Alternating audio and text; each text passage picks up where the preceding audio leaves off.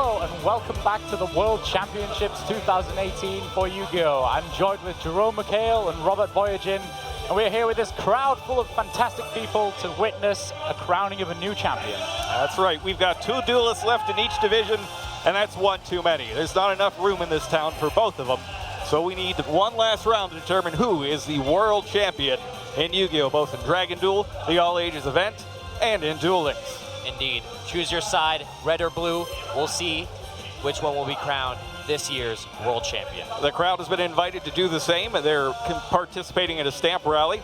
They're able to turn in their cards for their votes. But if you're at your world celebration right now, which I hope you're not, it's a little late, back home at least, make sure you make your picks as well. So I'm pretty excited for these matchups we have today. So in the main event, which is going to be the last on the schedule, we've got Trickstar versus Altergeist, with Bodan Temnik on Altergeist and Shin from Taiwan, on the pure Trickstar. We saw him play very well earlier today.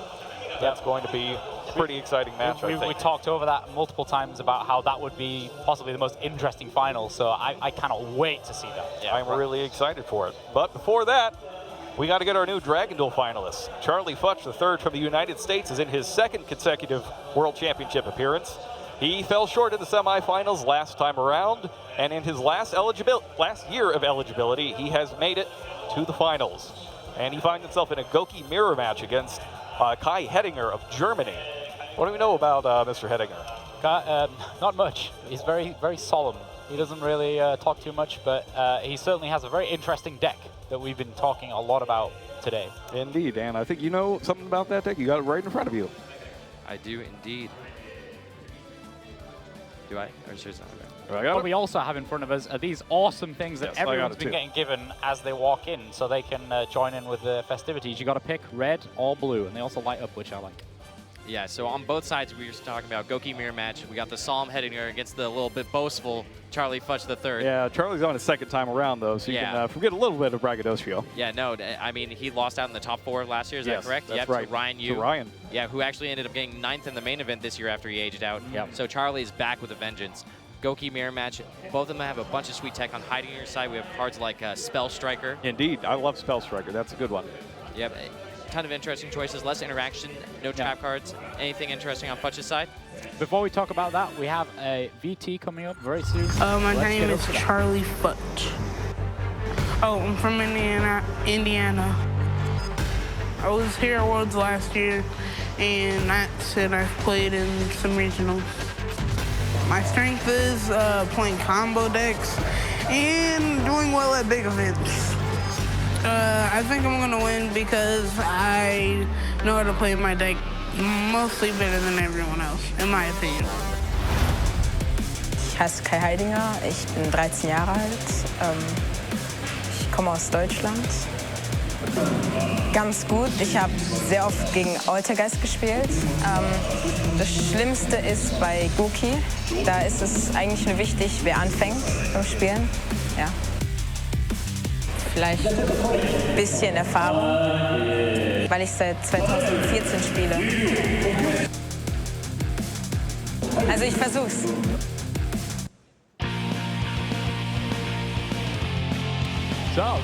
So you asked me before the first match, if there's anything interesting in Charlie's deck. On the blue side, from the USA, Charlie Futch III! On the red side, from Germany, Kai Heidinger!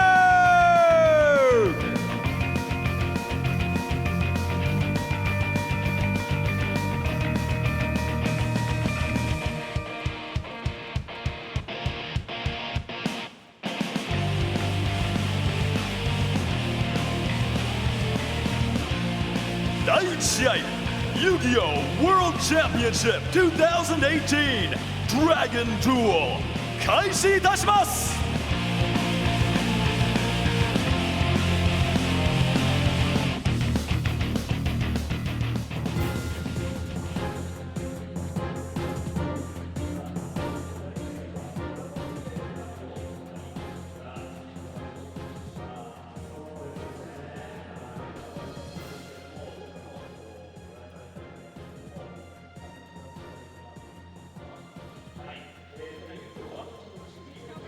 So you asked me before the break, is there anything interesting or unique about Charlie Futch's deck? Yes. And the answer is no. And that is what the interesting thing about it is. Yeah, he has a very standard streamlined version of the Goki deck. Focuses heavily on just comboing out and getting that maximum consistency, which is huge. In a tournament where everybody else is doing something different to try to distinguish themselves from the crowd, Charlie's basically banking on their tech choices creating inconsistencies that can allow his standard deck to win more easily. Indeed. The biggest difference we'll see between the decks is how they try to interact. On one side, we have Infinite Impermanence. The other side, we have cards like Droll and Lockbird.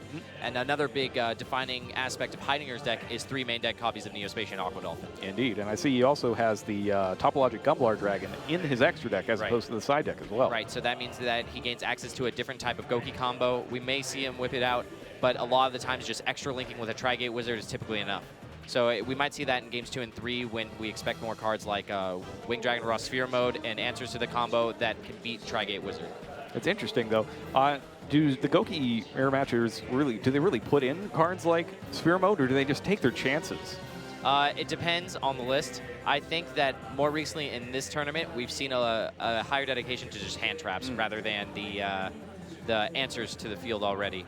Cypherine Gear Gamma has been a popular choice throughout the event. Absolutely. We even saw a couple of guys, banking on playing that in Goki, but unfortunately it didn't work out too well for those guys. So that was the going second Goki deck. Yeah. Can you briefly explain basically what the rationale behind that is? Yeah, so the rationale was that they think that the opponent's always going to choose first when they win the die roll, and if they win the die roll, they're going to just pick second.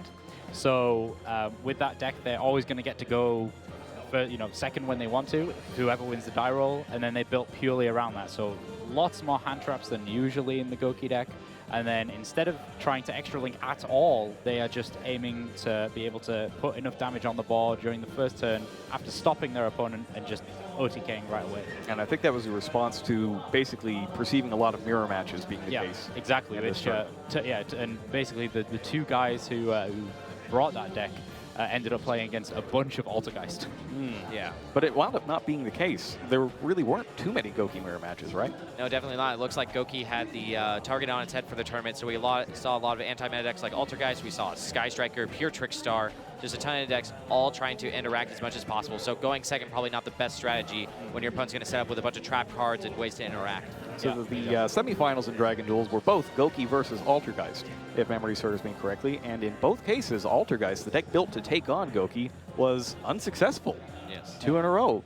Which is very different to how the main event's been looking. So the main event... Goki's gone. Yeah, Goki's been completely taken out, but mostly by Altergeist. Indeed. Bodan Tednik took out the last Altergeist duelist in the semifinals. Last Goki duelist. Earlier, is the last Goki duelist in the semifinals earlier today. Yeah. So our judges are going over the ground rules for the final match right now. They are basically the same as always. It is a best of 3. Yeah, as you can see, these guys all headsetted up. The crowd has completely filled this venue, so there's a bunch of noise between us and them, but just in case, they got those headsets on. And I'm checking behind me, and they are, in fact, delivering their undivided attention to the stage at the moment, waiting for this thing to get started. And this is just... The mirror match in the finals is really... That's tough. That's a tough ask right there. Yeah. Because so much is up to chance in this particular mirror match.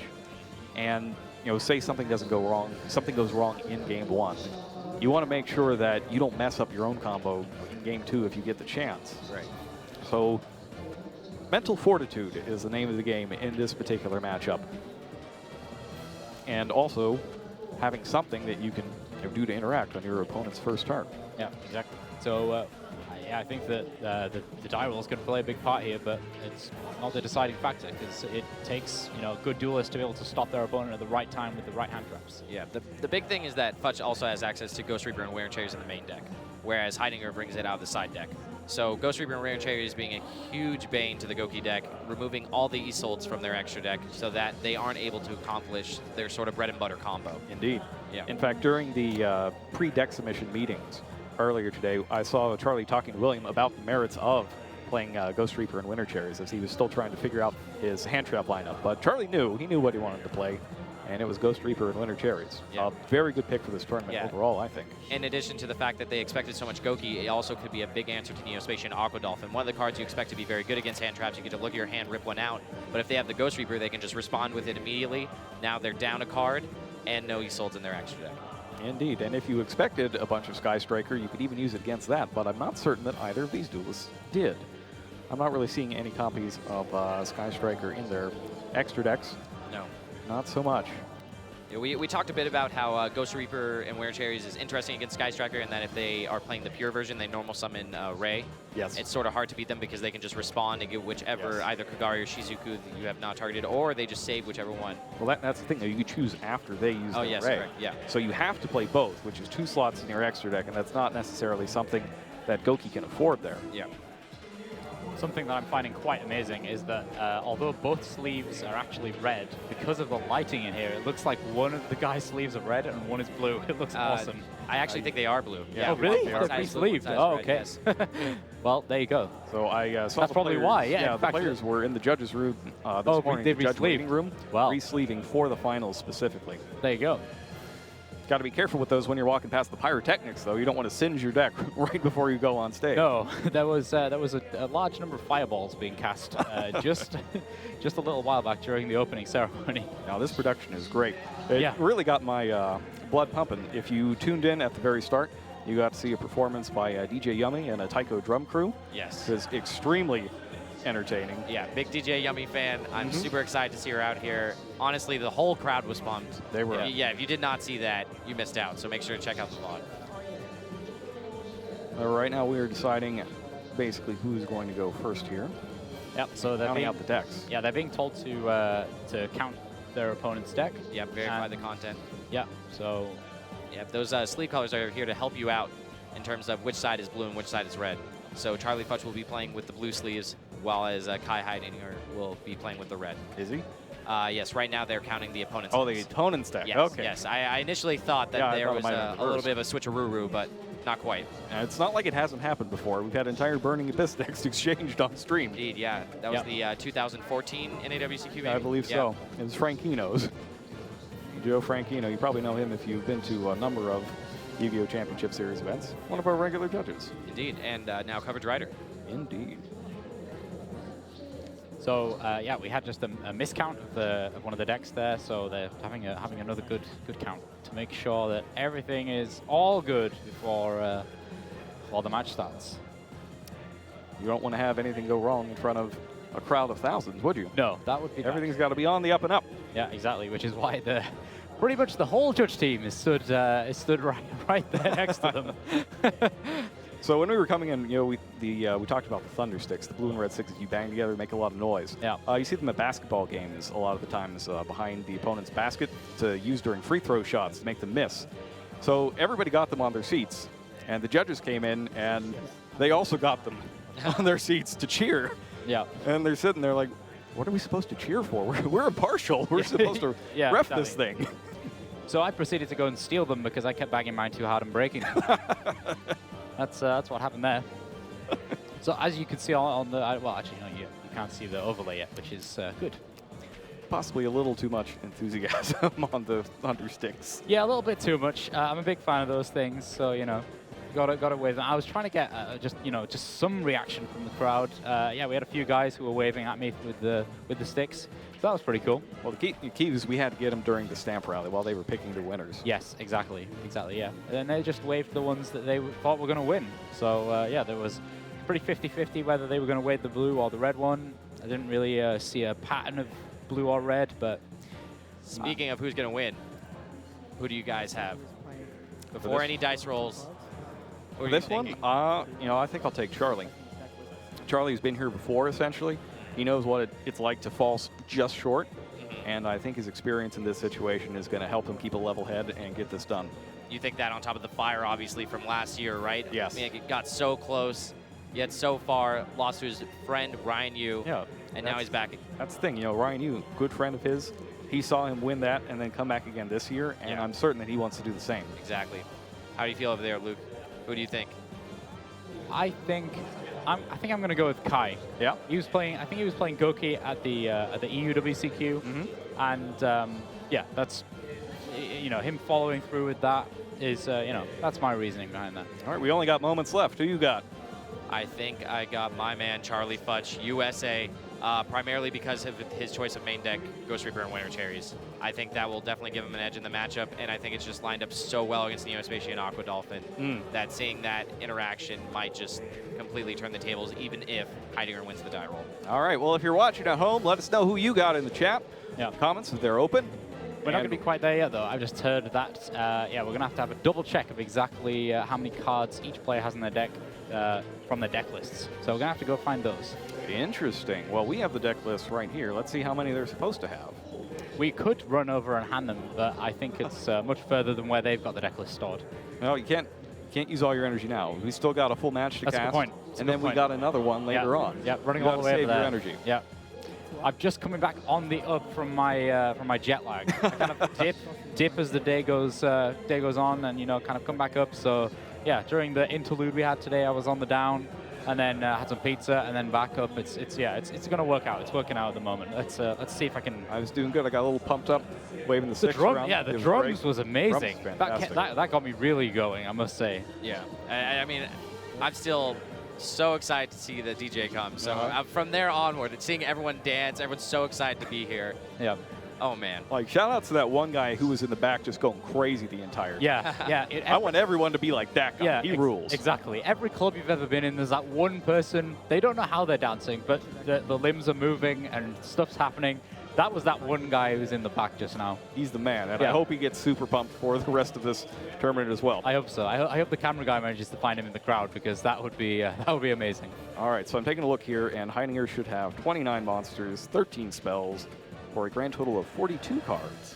Okay. That's a little bigger than you might expect. Yep. On Futch's side, we have 26 monsters, 12 spells, and 3 trap cards, so a total of 41 cards. 41. Yeah, so they're both not playing 40, which makes it kind of interesting. So both of them may have questioned this. Now, 42 is about the limit you get to before you start seeing appreciable decreases in seeing your key cards, that sort of thing. Yeah. And that could still be, you can still offset that by running essentially extra copies of things, searchers, that sort of thing, terraforming, Indeed. reinforce with the army, that sort of stuff. Yeah, especially in the Goki deck when there's so many options in terms of cards that can start your combo, like Junk Forward, Spell Striker, Gilosaurus, Instant Fusion. There's just a ton. So the fact that you can really just add all these extra cards, you can kind of go above that 40 limit and still maintain combo consistency. Yes, indeed. And the part of the thing with Goki in particular is that you can't really play the big draw cards. There was a time when if your deck couldn't play Pot of Desires, it wasn't your deck. You shouldn't be playing it. But nowadays, when the combo decks are this powerful, you can't play Pot of Desires. You can't get those extra cards, because if you banish a key combo piece like a Divine Sword Phoenix Blade or both of your equips, then you're out of luck. You can't do what you're supposed to do.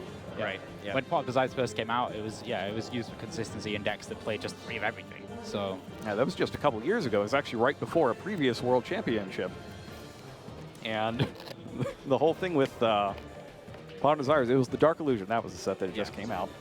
And there was a question on whether or not to allow the Dark Illusion in the World Championship that year.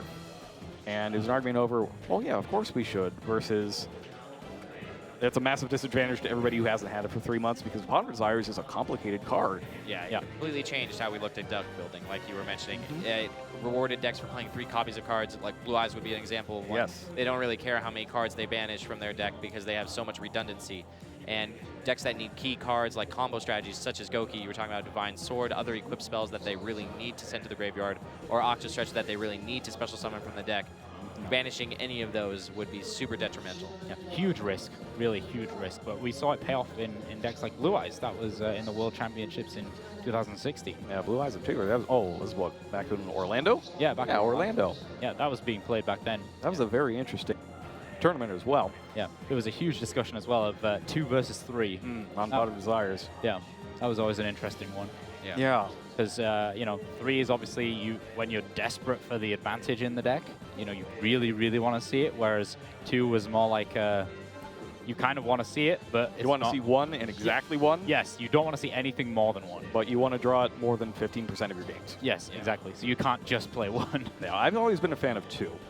I was actually on the 3 train for a very long time because I figured banishing 10 cards, it's very likely that I'm going to banish another Pot of Desires in those 10. However, the number of times I drew a second Pot of Desires off my first Pot of Desires, I went back to 2 very quickly. Yeah, I do it anyways, even though I have 2. Yeah. Almost every time.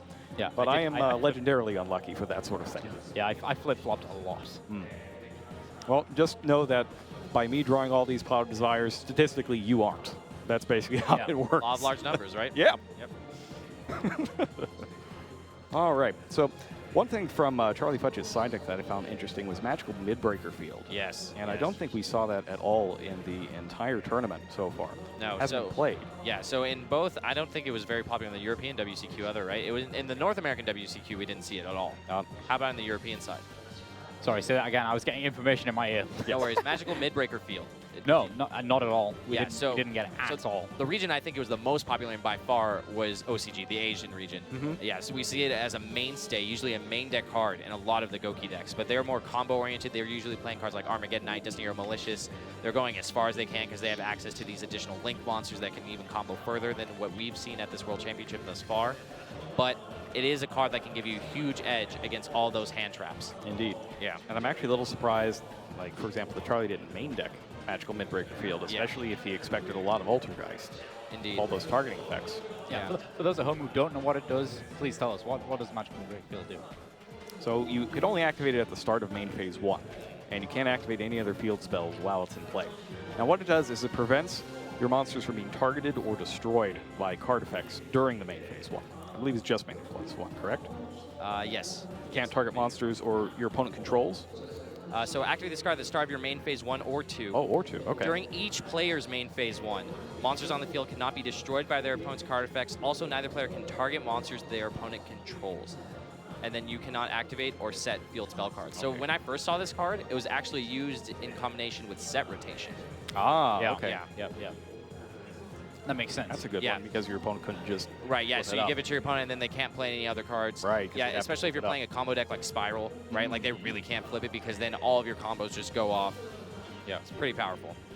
Set rotation is one of those things that was really unpleasant. Yeah. It seemed to like come and go though. Set rotation. I don't know whether that like. Well, it went when it got limited. Yeah, That's when it yeah. went. But it was just such a short amount of time that we seemed to have it. I guess because it was so powerful. Yeah, by that point, field spells were becoming so integral to decks, essentially, that having a version of terraforming that also stopped your opponent from doing anything, and that's mainly due to interactions with cards like Gateway of Chaos or Oracle of Zephyra that had a mandatory search effect on the start, on their activation, so you weren't allowed to flip them if you didn't have an appropriate monster in your deck, and nobody had a Gaia the Fierce Knight monster in their deck, and most of them didn't have a Zephyr monster in their deck, so it was essentially a death sentence for anyone trying to play Trickstar Light Stage or anything like that. Yeah. One we did see in the European territories was Dragon Ravine. Yes. Because that was also useful for the Spiral deck. Some people were playing Destrudo, right? Destrudo, The yes. Destrudo deck with Ancient Fairy Dragon. Right, yeah, I think it was the Dark Spiral deck, right? There was Yes. a lot of versions of that. Played Armageddon Knight. Yes. Yeah. I Yeah, do that was remember Very, very powerful. Similar That's sort of big to hit. the, I keep on making comparisons between Spiral and Goki. Both of those decks, there's a more combo-oriented version that plays Armageddon Knight. So I think that in addition, talking about set rotation, terraforming is Yes. limited in Terraforming the is OCG, limited. and thus limited for this World Championship. So just to put the power level ranking on set rotation, Yeah, if set rotation was limited first, was it not? yes, it was. So if terraforming it can be limited in terms of power level, set rotation has to be it. Yeah. That's one of the interesting things with the change to Trickstars. So what is the thing that Trickstar lost most? I think it's terraforming. It's not reincarnation at all. Yeah, I don't think reincarnation. I remember when I initially saw it being put to 1 in the OCG. I thought about it more, and the fact that they always get to search the reincarnation when they have the Droll and Lockbird combo, or they search it as a piece of interaction when they already have access to Lycoris, that's not really the consistency hit, right? It's indeed what you said, terraforming. And then also, if you're looking at the TCG variants of Trickstars that tend to play the Sky Striker engine, they also lose Hornet drones, which is another huge consistency hit. Indeed. We still got Sky Strikers here because they don't really need the Hornet drones so much. They're going for Ray. Right, yeah. That's their thing. Yeah, it's very rare that they actually search Hornet drones. A lot of times you see it as a defensive card or maybe that card that gives them a little extra oomph. But because all of their Link monsters can special summon back the Ray when they leave the field, you really want Ray in the graveyard. Yeah, so across the UK National Championships and then the following UVCQ, Hornet Drones was the card. People just didn't even play Ray because they weren't playing the pure version. It was all about Hornet Drones. Yeah, it's got. So Sky Strikers they're a engine basically that they can be their own deck, or they could just be your secondary card engine in a bunch of other decks. And it looks different depending on which deck you're playing. So like Trickstar Sky Striker, for example, uses Engage. Sometimes it uses Ray. I know Robbie likes to use Ray in it. You use Afterburners, Widow Anchor, all that good stuff. But if you go ahead and use it in Goki instead, then it's just Engage, it's Hornet Drones, and then it's Eagle. Eagle Booster. Eagle Booster. We're talking about in the Goki deck, right? Yes, in the Goki deck. So the big difference in playing your Sky Striker engine, whether you're a combo or you're a control deck, right? So in the combo deck, you want cards like Eagle Booster, which will help protect your extra deck monsters from being targeted or affected by card effects, right? So you can push through their hand traps with Isolde. Yes. On the control side, you have cards like Afterburners and Widow Anchor, stuff to interact with your opponent or disrupt your opponent, or even edge out card advantage, right? Because even if your Link monster gets stopped by something, that doesn't really matter. You're going for the long game in those matchups. So if you say with Goki, okay, it seems like, okay, it's this really consistent deck. All you need is 2 warriors on the field. It's so easy. You run like 20 of them, and they're all special summons. But is it really a 2-card combo, or is the combo actually the 2 warriors you put on the field plus something to block at least 1 piece of interaction from your opponent? You're right. So plus Called by the Grave, or plus Midbreaker Field, or plus Eagle Booster, something like that. Yeah, I think it's more than people are making out with that it's just a 2-card combo, because it's not nowadays. Modern Yu-Gi-Oh really involves those interaction cards, and if you're not prepared for that, then your combo's never going to work. So I think that it's integral nowadays to kind of be protected against that interruption. I know it feels like an extra level that we've stepped upon, but I think that's just where we're at now. Yeah, so that's how it works. You have some people playing upwards of 16 hand trap type cards in this deck. Right. Yeah. 14 gives you what, a 90% chance to see one in your opening hand. Yeah. I think going up to 16 only gets you up to 94%. Eventually you hit diminishing returns on that. Yeah, and then a big thing I think we were talking about in the office was the number of, or the percentage chance of getting 2 hand traps. Yes. That's what you really want, right? Because cards like Call by the Grave are such a staple in Goki that second card is really what you need. Yes. And we've seen duelists answer these turn 0 interaction cards in different ways, right? Call by the Grave is a definite staple, but whether you're playing cards like Eagle Booster or just more cards to combo off so that maybe you can actually push through a hand trap, not by answering, but just by doing more, right? And I think that strategy tends to favor the combo decks because it also just adds more consistency to your strategy. You just have more starters, more extenders, you can just do more things. It's interesting. So if you have 14, you got 90% to get 1, and it's about half of that to get 2. That's generally how it works once you get up to numbers that high. Whereas, the 2 warriors is almost automatic. It's close to 90 there in that place. But then you add in, depending on what the piece of interaction is, whether Called by the Grave or Magical Midbreaker Field is the other thing. And that's the limiting factor on your chances there. Yeah. So it's limited to, the 1 and 3 or the 1 and 6, depending on what you have in your deck. And obviously, Magical Midbreaker Field doesn't completely stop all of that traps. Right. That's another thing. Like Ghost Reaper in particular is one you want because it doesn't do anything about that. Yeah. Similar with Drone Lockbird. There's a ton of cards. You got to look at the ways that players are trying to answer those hand traps. Call by the Grave, definite staple, right? But even then, cards like Cyframe Gear Gamma and Infinite Impermanence don't get answered by Call by the Grave.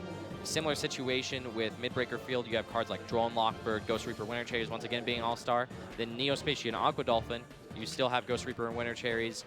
Even Ghost Ogre and Snow Rabbit's fine against that one. Being able to just destroy the Aqua Dolphin and removing that normal summon from the game is pretty important. Can you use Ghost Ogre against Magical Midbreaker Field? No, you can't. No, you use it against Aqua Dolphin. Yeah. Okay, sorry, yes. That's the interesting thing with Aqua Dolphin is the whole checking the attack points. Yeah. Such a bizarre effect. It's one of those things that back when it came out in, Power of the Duelist? I think Power of the Duelist was when the Neospatians showed up, Season 2 of GX. That's one of those effects that you look at and you say, when is this ever going to be useful? Because it's just so strange. Yeah. But it's a card ahead of its time, really. definitely. Came from space. Okay, so I'm just being told that we're getting ready to go now. Oh, excellent. Yeah, so we're almost there. So let's go back to the predictions. What did we say? So I went Charlie. you had Charlie. Oh, let's do it. Oh, we got the blue. Let's do it. blue. Kick my blue over. Here we go. Here we go. Where is this it? one's your one. I'm going with this one. Okay, we're going with blue. You're on red, and you're on blue. Sounds I'm on good. red. One thing I love about the Neospatians is how powerful some of them have been in certain formats, right? This is a big one for Aqua Dolphin. If you remember Rescue Cat, Neospatian Dark Panther was just the bane of some players' existence. Yeah. Especially Blackwing. If you ever left up a Dark Arm Dragon and your opponent was able to Rescue Cat into Neospatian Dark Panther to copy that effect, Oh, yeah. immediate blowout. And that's old. That's old Rescue Cat, the one that doesn't negate the effects. Right, yes. And same thing with against Gladiator Beasts, being able to copy things like Prisma. I remember Rescue Cat into Dark Panther plus Test Tiger was huge. And Neospatian Grand Mole was also huge for a very long time in slower formats where you needed to set monsters. Being able to bounce it back and set your opponent back full turn, devastating. Speaking of Grand Mole, we've got a new fusion coming out that involves Grand Mole in, just a few weeks. Yep, in the 2018 Megatons, the Jadenton has a brand new fusion, Elemental Hero Nebula Neos. Neos it's a pretty good card. It does in fact let you fill up your hand a little bit when you play it. We'll leave the particulars of that later, but I will tell you that it is an on-summon effect that helps you fill up your hand. Yeah. So I've just seen here that Kai Heidinger won the dice roll. Okay. With a 9 to a 7. All right. And he's chosen to go first. All right. Then it looks like we are just about ready to go. I see opening hands being drawn. Okay, so we are there. It is time to crown a new champion, the Dragon Duel World Champion for 2018. Will it be Charlie Futch III from the Let's US start the or first Kai match. Heidinger from Dragon Germany? Duel Let's see. Championship. 会場の皆さん、一緒にカウントダウンお願いします。3, 2, 1, duel! Here we go. So, let's see who is going to be crowned the World World Champion as Dragon Duel 2018. Charlie Futch has brought along his field center card there, which I'm a big fan of. All right, Heidinger here we showing go. up strong. It's on in Chiba with Junk Forward and Marauding Captain. Yep, accelerates 3 monsters on the field, but there, immediately out of the gate. Ghost Ogre, but he's got Called by the Grave. He's got it. He's got the Call by the Grave. He's going to show the Isolade, but immediately Kai's going to drop the Call by the Grave. Interesting note, you don't reveal Isolde until it resolves. Yeah. Okay. So that is either a procedural error or a huge mistake by Heidinger, and it looks like it's a procedural error.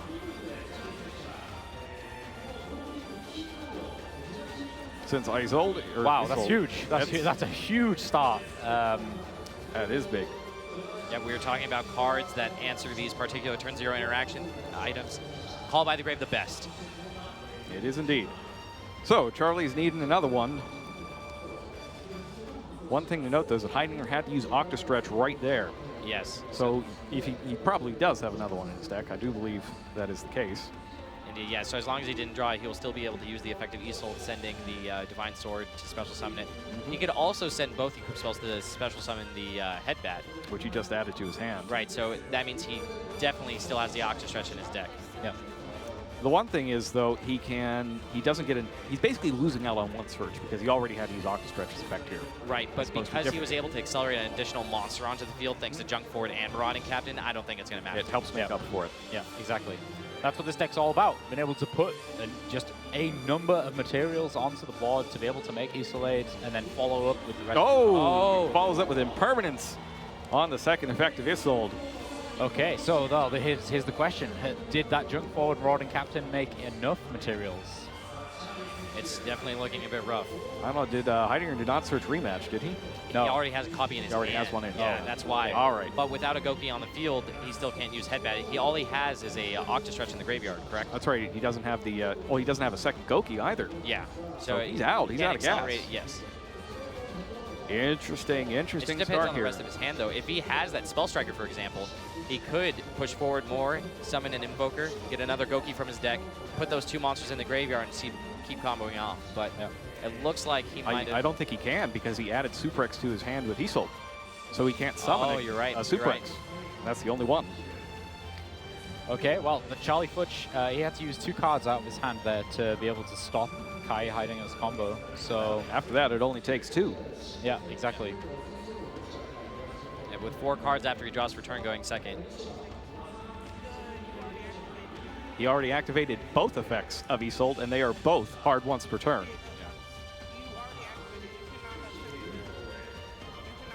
It looks like Indeed, Futch is trying to explain that to his opponent, that the effect has to be negated at activation. The activation must be negated. Yes. Yeah. Yes. And Charlie is 100% right. He has used both effects of Isolde, and he has made a useless Link Summon. That's one of those things that's easy to forget. How many parts of the effect, how many effects on the card are once per turn? Right. And in Isolde's case, it's both. So Heidinger is out both of his Isoldes without Ghost Reaper even needing to resolve. Yeah.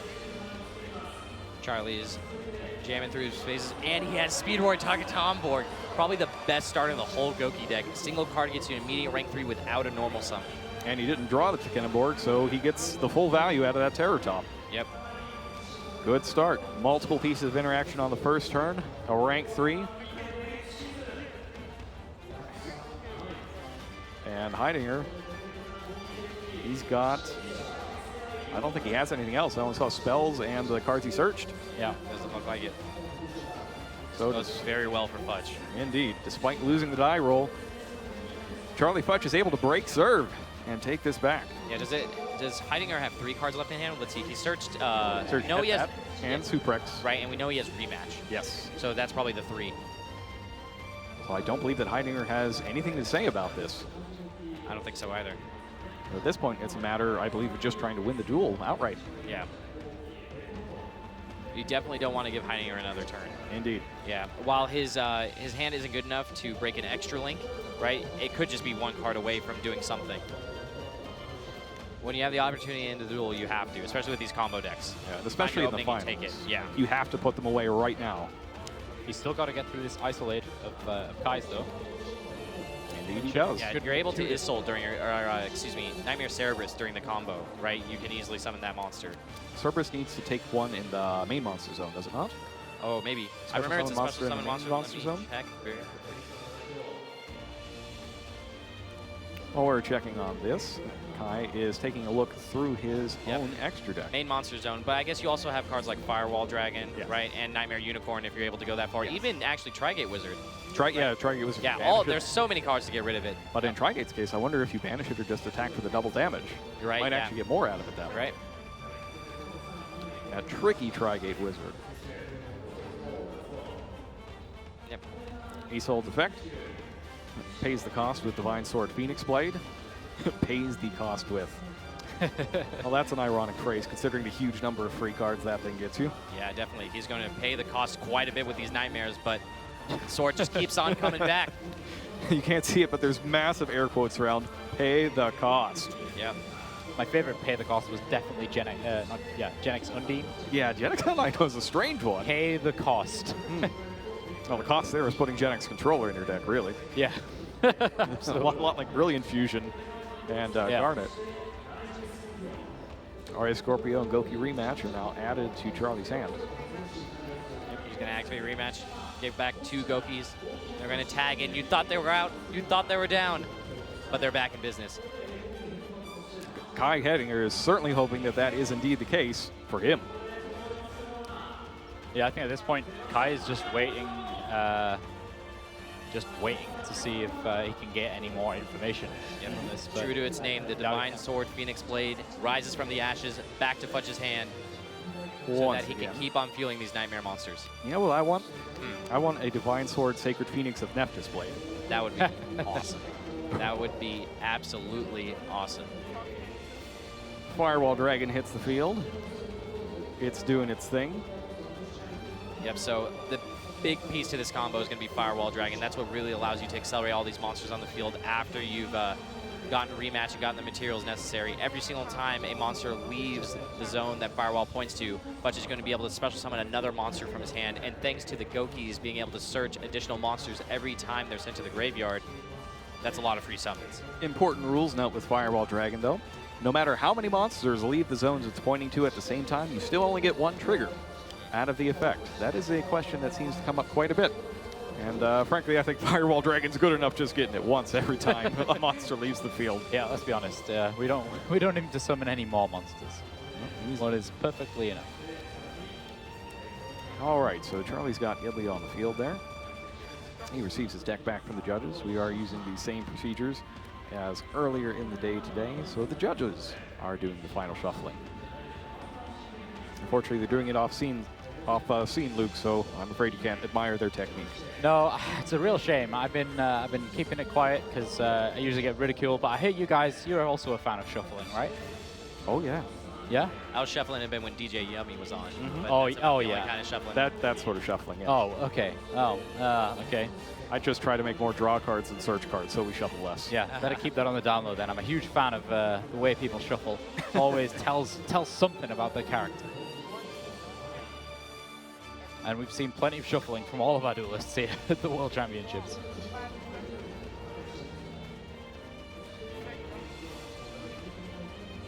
All right, so Nightmare Goblin.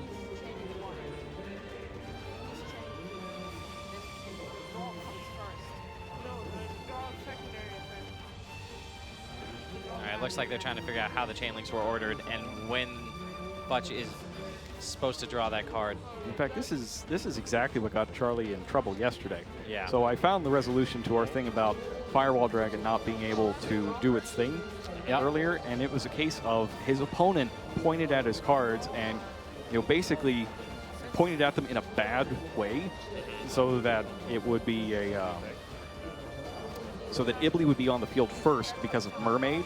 Yeah. And he could then not summon from hand with Firewall Dragons. You can only special summon Link monsters. Right.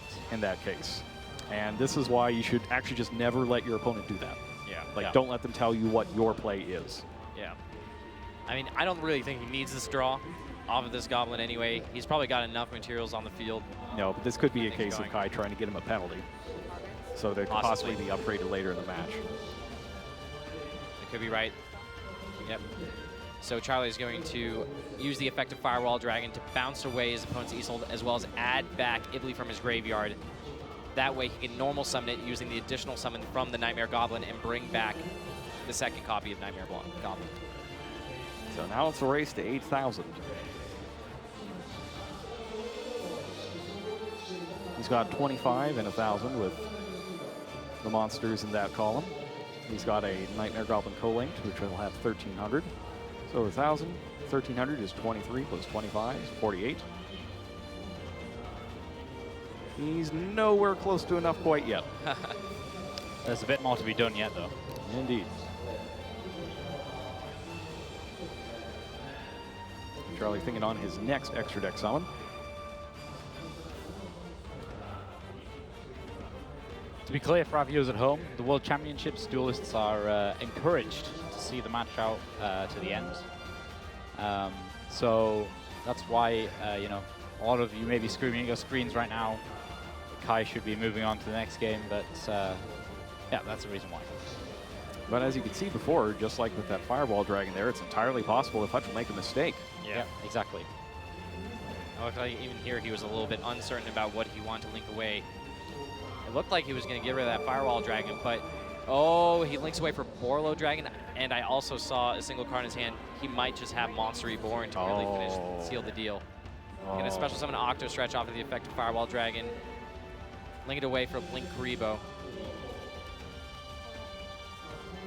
So he's at 3,000. Oh, there's Monster Reborn. Yeah. There it is. So he's got 3,000 and 13 and 25 and 1,000. 55, 65, 68. And Scorpio, even with the minus 1,000, is still going to be enough. Attack number one. Do some quick math here, but the writing is definitely on the wall for Heidegger. Firewall Dragon connects. Nightmare Mermaid connects. That's another 1,000. He uses 1,000 attack and he has 0 attack and he has 1 free by Mermaid. Heidinger is telling him what his own cards do. Charlie knows. He also does not care. He is continuing to attack. Yeah, I think I think the mermaid is making them lose attack points. That's correct. Correct. It So, does yeah, not that's matter, enough. however, and Heidinger loses all of his life points in one shot. Yep, as you see them trickle all the way down from 8,000 to 0. It's still going. Yeah, Fudge delivers the turn 1 Goki smackdown. First duel of the Dragon Duel World Championship. Yeah. And that's a really tough start for Heidinger. Yeah. You know, when you've got your combo and you've got the Call by the Grave to stop your opponent's hand trap, and then they just have another one. Yeah, absolutely. That really is a backbreaker. Yeah. And indeed, Charlie then he had his had own combo his own as well. combo, yeah. Yeah, that's exactly what we were talking about before the match, right? The odds of drawing 2 hand traps, of how important that is against Goki, because they typically can push through one, whether it be by Call by the Grave, additional combo cards, or what have you. Yeah, That was wild. that was amazing. And you shouldn't take anything away from Charlie there. He had the cards, but he was able to perform the combo as well. Yeah, That was Yeah, a very indeed. complicated combo to be able to perform, especially on such a huge stage. And we saw that Borolo Dragon as well, something that many of the Goki players are just cutting completely. Yeah. But it got him some key extra damage there. It's probably the biggest monster in his extra deck. Right. I think it is, by far. likely so. Yep, Yeah, looks like it to me. I think that's why he was initially considering linking away the Firewall Dragon to Monster Reborn it back, because that would have been the most damage he could have put on the field. Right. Yeah. Then he realized, oh wait, I'm playing the Borolo Dragon. yeah. Hang on. Yeah, we see some of both Playmakers and Revolver's key cards coming out in the Goki deck that duel. Indeed, working together even. Blasphemy. Blasphemy.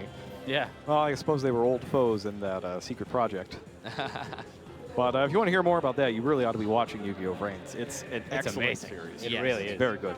Yes, that's one big reason why I'm so excited for the main event Indeed. finals. Yeah, we got a Ghost Girl deck against Blue Angel. Indeed. 2 of the most popular characters, 2 of the coolest decks to watch play. And I was looking to see, is anybody talking about the World Championship? What do they think about the final match? And I did see some fan art basically splicing together images to show them dueling against each other, which I thought was really cool. Yeah.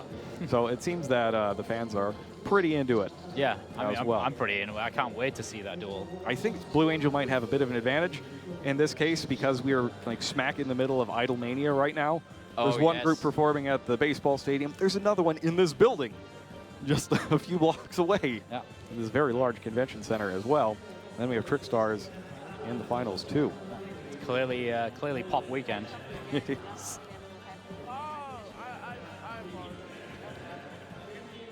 So we've got the choices have been made for the side decks. So let's take a look at that. Yep. So Heidinger has his Reapers and Winter Cherries in the side deck. I do believe he's going to try to give Charlie a taste of his own medicine on that one, Indeed. along with his Infinite Impermanences. Actually, no, he gets to go first. That's right. Yes. Despite starting so well, he did not win that match. So he does get to go first. Yeah, so I don't think there's much that he's going to put in to Yeah, go it's- first. It's Yeah, these decks are built to go first. So Yes. while he did go second in that duel, and we saw him basically turn behind. Oh no, he went first in the first. He duel, went right? first, Yeah, yeah, even that's with win. Call by the Grave got beat out. Yeah, that is. It's so shows the strange that Yeah. we can't even believe it still. incredible. So Charlie, though, he can get even more hand traps in. He's Yes, got those yeah. gammas. Yep, full suite of gammas. He's got a Ghost Ogre and Snow Rabbit even. yeah. We'll probably see both those coming in. The rest of these cards are for either going first or battling the back row strategies, the more control strategies, trying to interact with those spells and trap cards. Yeah, I think that might be what that second rematch is for. Because if you're trying to just combo off, you only ever need one. Yeah, exactly.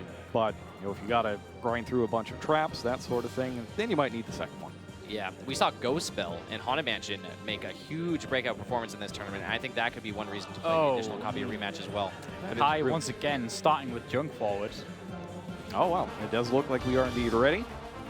And Kai is right out of the gate. Got a bit excited there, sorry. Sorry, live stream. Okay. Kai starting once again with junk forward. All right. Let's see if Charlie's face is saying to me, I don't got anything. I don't know. I think that's just normally. Okay.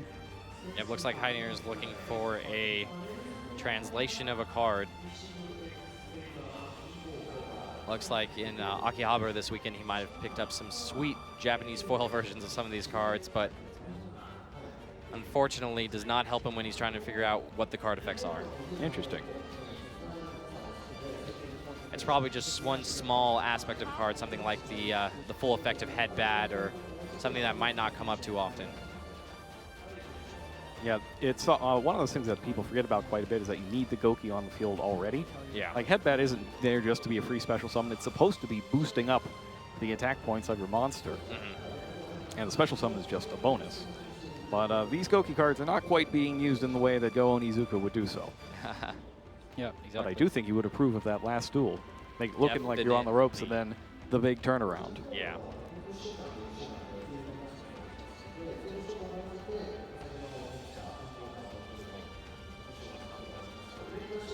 So during the main event, or rather during the rounds yesterday, the Swiss rounds, each duelist had an iPad essentially at their table that just let them look up whatever cards they wanted to Yeah, exactly. see what the things are. So right now, that's basically where we are. Is instead of the iPad being there for the players, it's being held right next to By the the players. judges, yeah. And that's just something that happens in international competition. You Yeah. need translation. That's just how it is. And I know you know more about this really than anybody. Yeah, I must say the European YCSs, I played in one myself, and even when there are cards that you think you know what they do, you don't really know the exact text of cards. You just know roughly kind of what they do, you know. So sometimes you get it into your head, especially in a critical situation. Oh my You goodness. just need to check for a translation. So we got an instant fusion for Dragoness, and Charlie once again has the Ghost Reaper and winner Cherries. It does not target.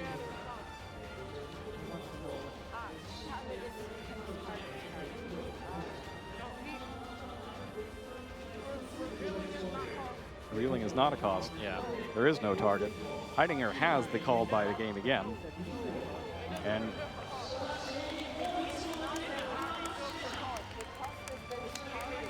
And Charlie is arguing, hey, you told me to reveal. I asked you.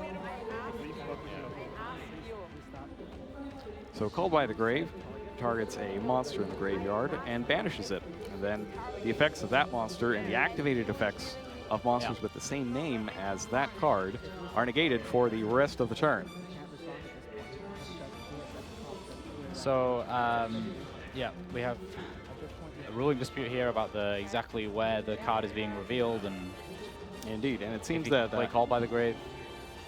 yeah, it seems that Asher is right there on the scene, at the table to take the judge call, and his ruling is when you asked him what you were revealing for it, you are passing your ability to chain to it, and that is the right call.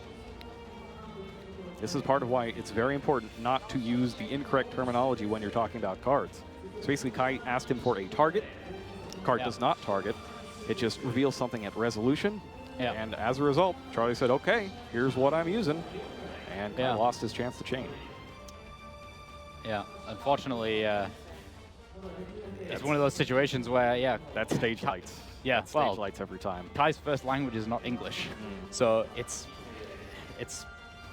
hard to say whether it was a misstep on kind of within the realms of him making that misstep, or whether he just didn't know the right word to say to to proceed in the game. Interesting. Hard to say, but I just say there are a lot of big lights, and yeah. I'm pretty sure that's lights, especially after the first game Yeah, happening. it just makes me think, because he was able to perfectly use Call by the Grave the first time around, that, Yeah, but we saw something similar happen in the first duel, right? Where Charlie revealed the card, and then Heidinger actually responded with it. Miscommunication on when he's supposed to reveal. Yeah, that first one was Charlie's fault, though. Like, Charlie activated it and just immediately flipped it without asking for a chain. it's surprising then that the judges didn't step in there and explain it fully of how that interaction should have gone down. Because Probably because it wound up being the correct result in the end there. yeah, Generally, though, they are there to observe and not necessarily butt in unless asked. right. Yeah. So Heidinger's going to do the best he can without Isolde. And, well, we'll see.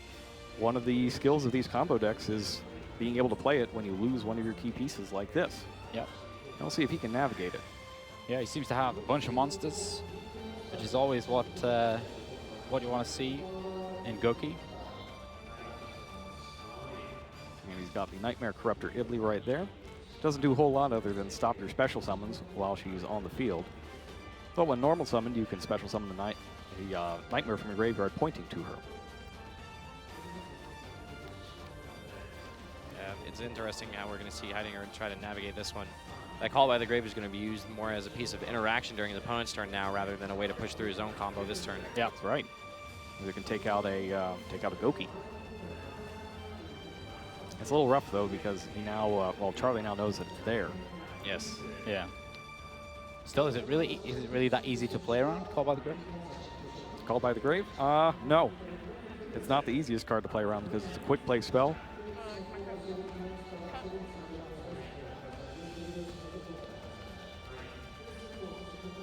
And we see that Heidinger's gotten to a Phoenix and a Cerberus.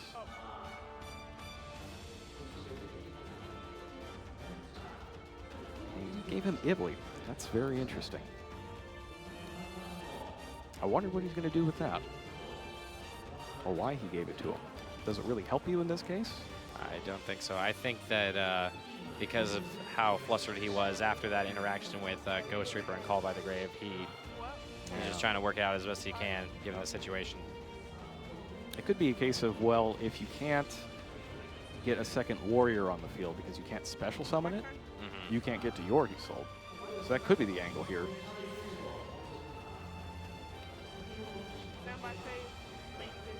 Charlie's up. Heidinger's monsters cannot be destroyed by battle or card effects.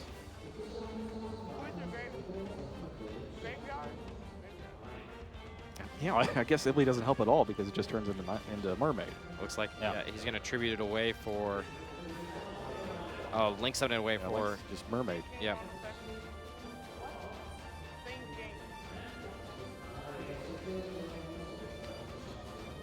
Charlie's thinking about whether or not he's going to use the effect of Nightmare Mermaid here. Yeah, it's tough because getting the materials nice, but not being able to special summon warriors is less nice. Yeah.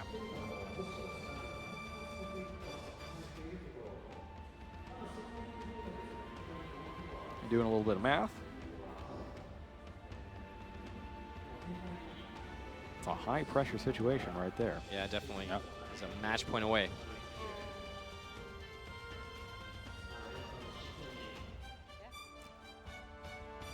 He's thinking about it. Yep. He's thinking about it.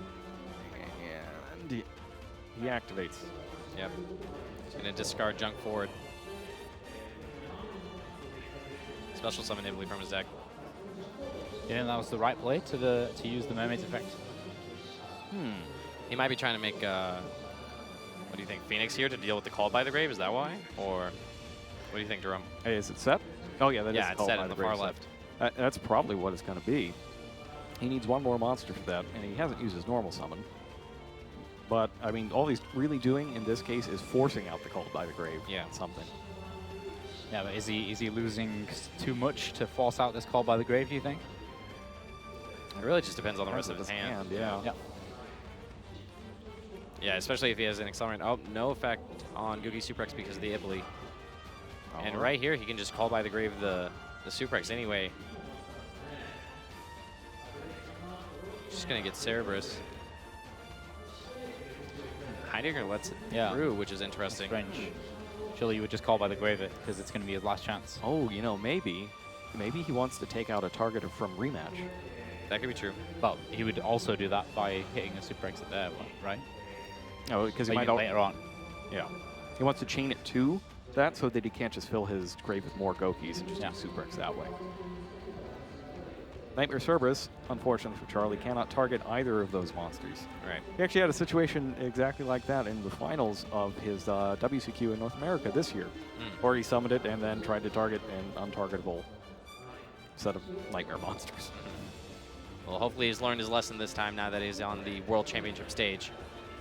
One game away from being crowned. It's tough. This is where you got to tighten up the most. Yeah. Now he links away both Nightmares. Is he going for... Yeah. He's going for a Unicorn. Looks like it.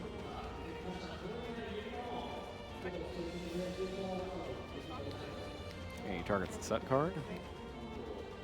And he's going to take a look. Yeah. no, it's Interesting. definitely gonna chain it. Do you think this is Yes. better than just summoning the Phoenix rather than the Cerberus and doing it then? You know, I don't think so. I think I would have done the Phoenix. But he might have plans for that Phoenix later Later. on that we just don't know about. Could be true. How many cards? And you normally Heidinger clarifying how many cards Fudge has left and whether or not he's normal summon this turn. And he takes out Bear Hug. Definitely the right one in this case. Yep. That's the one that has not used its effect yet. Maybe Fudge might be just filling his graveyard for, Living Pulse. I was going to say Soul Charge. Possible, huh? The dapper dinosaur rears his head again. And use it for junk forward. And he's instant fusion next. This is going to give him access to MX Saber Invoker after he Exceed summons away these 2 level 3 monsters.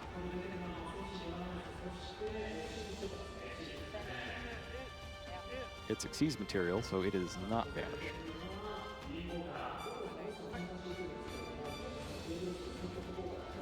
And now we get another Suplex from the deck, and that is the one that he's already used the effect of. Yes. Comes out in defense, of course, but he's linking it away anyways.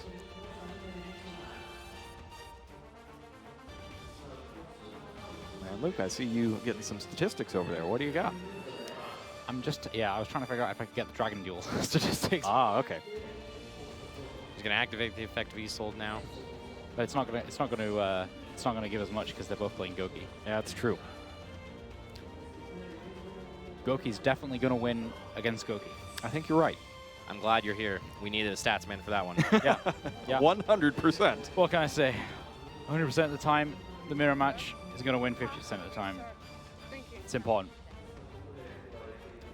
So Isolde, multiple effects here. I don't believe we've seen much of a glimpse of Kai's hand other than that called by the grave a bit earlier. So not sure what he might have in the way of interaction. I mean, what he does have in his deck, it's things like Droll and Lockbird, Ash Blossom. He may or may not have put any Ghost Reapers, but we're assuming that he did not since he's going first. Right. This one's combo pieces. So Charlie has been able to work his way through this. He managed to get rid of that call by the grave, and now he's been able to use his Isolde, which is usually where the big Goki combo starts. And it goes through.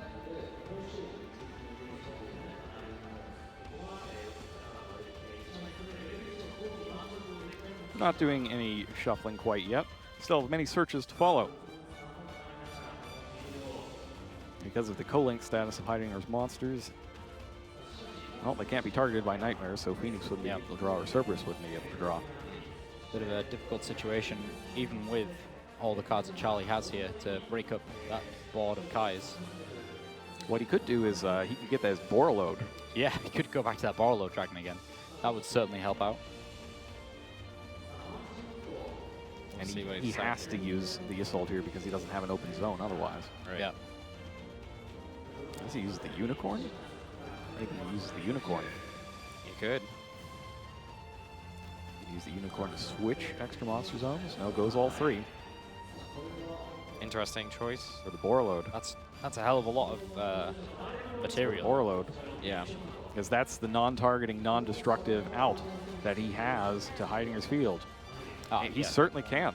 Yeah, Isolde for 2. Isolde's 2, Unicorn's 1, and Octostretch is 1. Yeah. So he's counting up. Isolde's counting as 2. Yeah. Unicorn is 1. And his last monster is a single link material. So this seems like this is a really strong argument for playing the Borreload in your Yeah, absolutely. We were talking about this yesterday, just how strong Borreload Dragon is just as a standalone piece of tech. It really is. Like, the best answer to Borreload is another Borreload. Yeah. So everybody needs a Borreload. Yeah. And if you don't have yours yet, you'll have a chance to get it in the Mega Packs in this year's Mega Tins. Yep. A little later on. Rematch is Search, and it comes down, bringing back Octostretch and Suprex. Duelists tied at 7,000, each dropping 1,000 for instant fusion.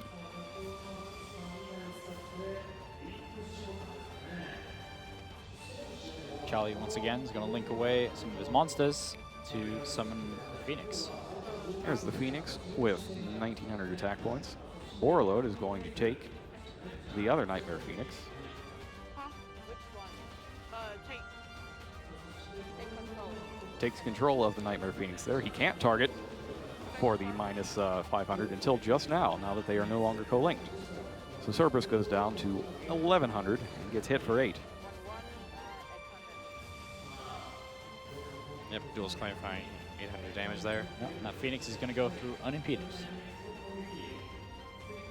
That's 1900 more. And then the big bad Borreload cannot attack because it already did to steal the monster. It's a very unique way of taking monsters. Yeah. Most of it's done in the main phase, but Borreload does it in battle. Yeah, certainly one of my favorite Link monsters is Borreload Dragon. Yeah, I'm a Being big able fan to- of it as well. Being able to take stuff is just always nice. All of the Boral monsters are pretty good. Yeah. Yeah. And we got that new one just came out in Oh, Boral Sword. Boral Sword Dragon is by far my favorite. That one is so powerful. It's pretty big over here in Japan. Why don't you tell them about it? Yeah, so Boral Sword Dragon is an interesting monster because it can be used both offensively and defensively, but primarily offensively. Yes. Yeah. It's a sword, you know. Indeed. I'm thoroughly enjoying the way the life points are counting down here. the slow drain. Yeah, they're just... Get the anime sound effects in. Oh, I didn't actually know how far he was going to go down. I said beep just as it finished. Rolling health is an interesting mechanic. You see that in some other games from time to time. Yeah. No rolling health mechanic here. Hiding your, if he goes to zero, he goes to zero, no matter how long it takes. Yeah. I should have just rolled with that. I should have just been pretending like I knew it was going to happen and I beeped at the right time. And it's bad times for Kai as he's forced to just set a monster and pass. Yeah, Kai's not had a really good run during this particular matchup. And he had a kind of a marathon match in his semifinals against Kim from Korea. Yeah. That match went very, very long. Oh yeah, I saw that against There was Altergeist. a lot of translation required and a lot of complex situations, and it went close to 30 minutes past time with extensions. So that's exhausting. And to have to come back here and play one more against an opponent who might be fresher, that's tough. Here we go. So Charlie Futch III is That's your it. Dragon Big smile Duel from World Futch. Champion. Incredible. So Charlie Futch from the US taking championship.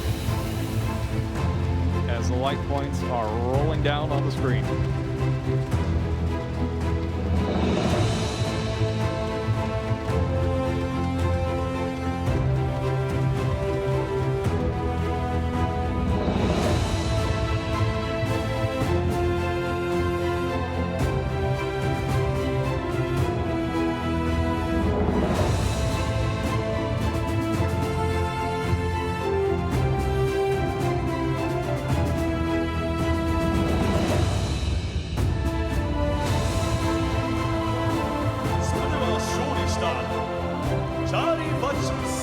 選手トロフィーの前へお願いします。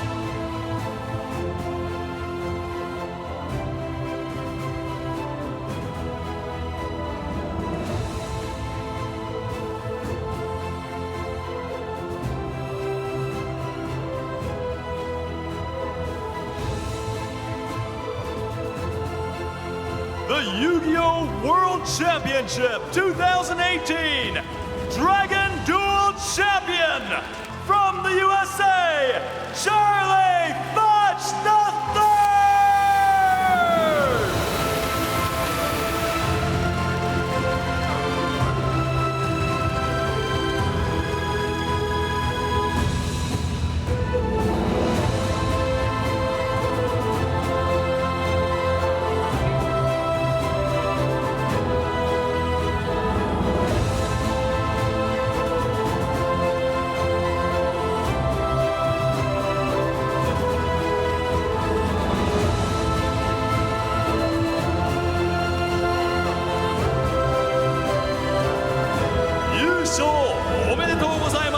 Congratulations! Charlie, please say a few words about your victory.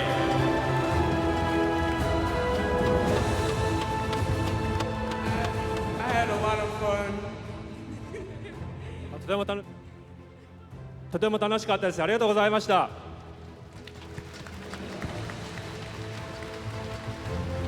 素晴らしい試合を見せてくれた選手にもう一度拍手をお願いします。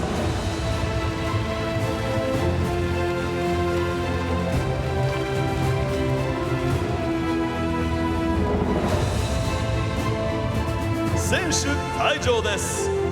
Please return to your waiting room.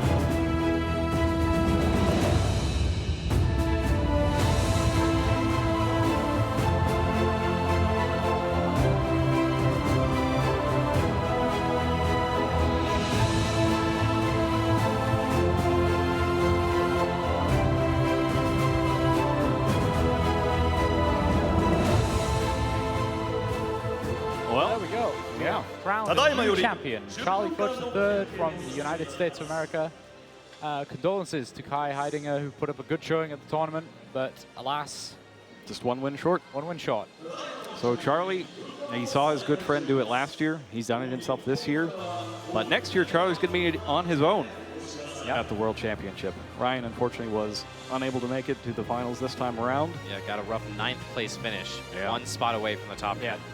9th always feels real bad. Yeah, but for a Dragon Duels who just aged out into the main event to get 9th the next year. That's such a strong finish. Yes, it yeah. Really I think the only one who's done better is Oliver Tomiko, right? Because he made it to, what, semifinals? I believe so. Semifinals before losing to the eventual champion, Rimini. Yep. So this means that Charlie Fudge is going to do exactly what we saw Ryan Yu do this year, because it's his last year of eligibility in the Dragon Duel. So he's going to go up into the main event next year, being the winner, of course, who are invited back for next year's World Championship. And he's starting that streak of consecutive World Championship appearances. I know Shunsuke had 4, and Gali has, consecutive Shunsuke had 4. Yeah. Did he not? Yeah, I think so. 4? Yes. Yeah. It started. Gali was also 4 this year. This is 4th this year. Not consecutive, though. No, not consecutive. So Charlie's at 3 consecutive right now, and he could try to make it 4 with a win next year in the main event. Yeah, absolutely. So, that was it for the Dragon Duel. Upcoming, we have the Duel Links World Championship Final, where our partners, co-commentators, whatever you the like other to call team them, will take it over. We have Billy Brake, Michael Kohanem, and the one and only Oliver Wyman, voice actor for Aster Phoenix, Neospatian Aquadolphin, and many more. Yeah. So, with that, we'll see you guys very soon for the TCG World Championships. But up first is the Duel Links. Catch you soon.